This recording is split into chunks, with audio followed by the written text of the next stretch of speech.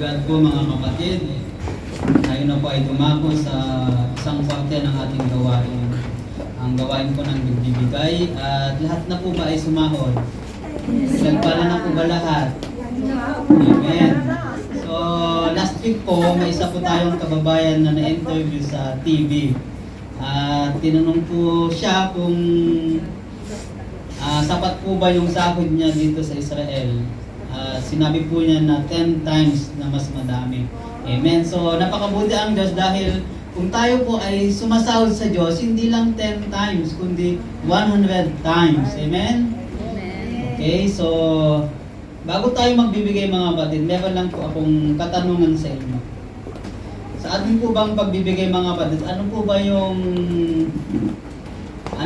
ating motivation? Bakit po tayo nagbibigay sa Diyos? So ano po ba yung mga reason po ninyo? Bakit kayo nag-give sa ating Panginoon? Love and obey. Okay, so alamin po natin kay King Solomon. So alam naman natin si King Solomon ay siya yung pinaka-wealthy, pinaka-matalino na tao na nabuhay sa lupa. So let's open our Bible sa Kawikaan chapter 3 verses 9 to 10. So si King Solomon mga kapatid ay meron siyang good reason para magbigay po sa Panginoon. Sabi po niya, parangalan mo si Yahweh sa pamamagitan ng iyong mga kayamanan at mula sa inyong mga pinakamainam na ani, siya ay iyo ring handugan. Sa gayon, kamalig mo ay lagi ng aapaw, sisidlan ng inumin ay hindi nga matutuyan. So mga kapatid, totoo po yung sinabi ni King Solomon na ibigay po natin yung first and best, pinakamainam na ani po natin para sa Panginoon. Ibig sabihin, kung sumasahod ka pala sa Israel tapos sumasahod ka pa sa Pilipinas o kahit sa anong lugar ka sumasahod, ibigay mo yung karangalan para sa Diyos. Amen? So, tayo man ay hindi man physical na magsasaka o maaring meron kayong mga pinapasaka sa Pilipinas. Diba? So, kailangan din natin na ibigay yung ikapo mula sa Pilipinas. Kung saan po ba dapat ibigay, Pastora? For example, ang ikapo ko ay galing Pilipinas, ipapadala po dito sa Israel o pwede na sa Doon na yun sa Pinas. Oh, okay, yun po.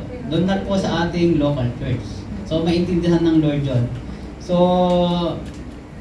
ang trabaho po natin mga kapatid ay magbigay. Huwag na natin problemahin yung blessing kasi mga ibang nagbibigay, ang reason po nila ay just after the blessing, mga kapatid. So, ang trabaho po natin ay magbigay sapagkat ang Lord ay nagtatrabaho po siya 24/7.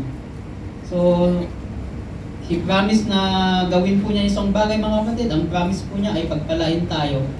Ayun po ay gagawin po niya. So yun lamang po mga kapatid at tayo po ay magbigay na malugod sa Lord and huwag po nating kalimutan din yung ating pag-abot ministry. Amen? So let us pray mga kapatid. Father God, salamat po Panginoon sa gabing ito, sa opportunity po namin na magbigay muli sa inyo Panginoon. Salamat Panginoon, tunay nga, O Lord God, ng aming mga sisidlan ay hindi nawawalan, Panginoon. Maraming salamat po, Panginoon, sa pag-sustain ng lahat ng aming pangailangan, Panginoon. Salamat po sa buhay po namin, yung kalakasan namin, Lord God, as we give our tithes and offering, Panginoon. Dalangin po namin, Panginoon, na kayo ang mabigyan ng kaluguran, Panginoon. Kayo ang maitas, Panginoon. At sa mga malikom, Panginoon, na mga salapi na ito ay magamit lamang, Panginoon, according to your purpose and plan, Panginoon. At dalangin po namin ang patuloy na protection ng bawat isa, Panginoon. At dalangin namin, O Diyos, ang wisdom, understanding, and knowledge, Panginoon, na higit na mas mahalaga, Panginoon, kaysa physical, Panginoon, na kayamanan sa mundong ito, Panginoon. We glorify your name. We bless your name, Panginoon. In the mighty name of Jesus we pray. Amen and amen.